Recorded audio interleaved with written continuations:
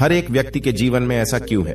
ऐसा इसलिए है क्योंकि हम कहीं ना कहीं अपने मन के मैल को, मन के कीचड़ को साफ नहीं रख पाते हैं। यूं कहे तो उसका सही समाधान नहीं निकाल पाते हैं। खैर चलिए, मैं आपको एक कहानी सुनाता हूं। शायद आपको इस कहानी से इस सवाल का हल मिल जाए। तो चलिए कहानी को शुरू करते हैं। बहुत समय पहले की बात है।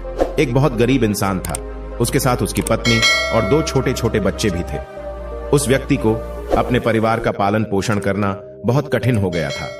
उसका दिमाग काम नहीं करता था और मन भी अशांत रहने लगा।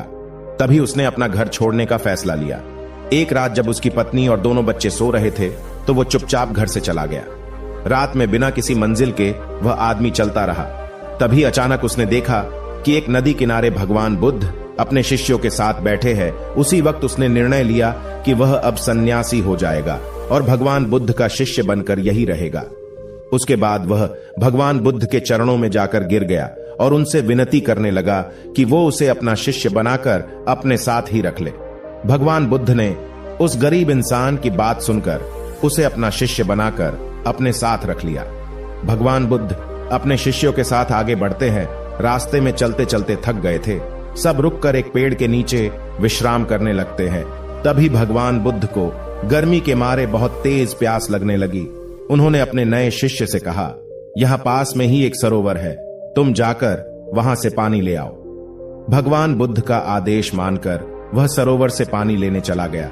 जब वह सरोवर के पास पहुंचा तो उसने देखा कि कुछ जंगली जानवर सरोवर में ऊधम मचा रहे हैं। जैसे ही वह सरोवर के पास गया तो सारे जानवर वहां से भाग जाते हैं, लेकिन सरोवर में कीचड़, सड़े पत्ते ऊपर तैर रहे थे, जिसके कारण उसका मन नहीं मान रहा था।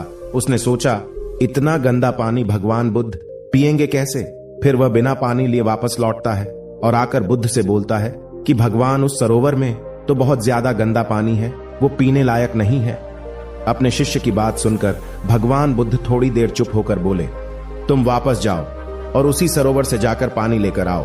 भगवान बुद्ध का आदेश मानकर वह वापस से सरोवर की तरफ चला गया, लेकिन वह मन में यही सोच रहा था कि भगवान बुद्ध इतने गंदे पानी को कैसे पिएंगे।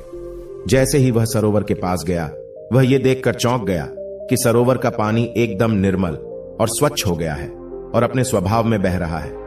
उसने पानी लिया और भगवान बुद्ध के पास आया। फिर आते ही उनसे प्रश्न करता है भगवान, थोड़ी ही देर में सरोवर का पानी इतना साफ कैसे हो गया? फिर बुद्ध ने उसे समझाते हुए कहा, जब जानवर पानी में ऊधम मचाए हुए थे तब सरोवर का कीचड़ उभर आया था, लेकिन कुछ देर शांत रहने पर कीचड़ फिर से नीचे बैठ गया और पानी पहले जैसे फिर से निर्मल और स्वच्छ हो गया। ठीक इसी तरह से हमारे मन की स्थिति भी ऐसी ही होती है। जीवन की कठिनाइयों और भाग दौड़ हमारे मन में उथल पुथल पैदा कर देती है, जिसके कारण हम बिना सोचे समझे गलत निर्णय ले लेते हैं।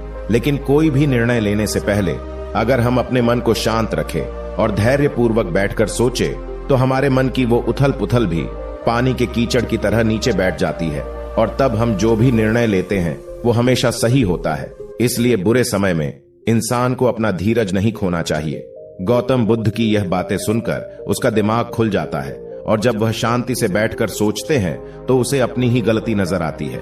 फिर उसे समझ में आता है कि उसने अपना घर छोड़ने का गलत निर्णय लिया था। फिर वो भगवान बुद्ध के चरण स्पर्श करके उनसे आज्ञा लेकर अपने घर की ओर वापस चला जाता है। कहानी की सीख, दोस्तों, समय के साथ साथ हर एक इंसान की जरूरतें बढ़ती ही जाती है। हो सकता है किसी की जरूरत कम हो या किसी की जरूरत ज्यादा हो, लेकिन हमें उन जरूरतों को पूरा करने के लिए मेहनत तो करनी ही पड़ती है। हाँ, ये हो सकता है कि मेहनत करते वक्त हमें बहुत सारी कठिनाइयों और समस्याओं का सामना करना पड़ सकता है। इसी वजह से बहुत बार हमारा मन अशांत हो जाता है, निराश हो जाता है। दिल दिमाग में एक अजीब सी हलचल होने लगती है, जिसके वजह से हम गलत फैसला ले लेते हैं। परंतु दोस्तों, हमें घबराने की जरूरत नहीं है।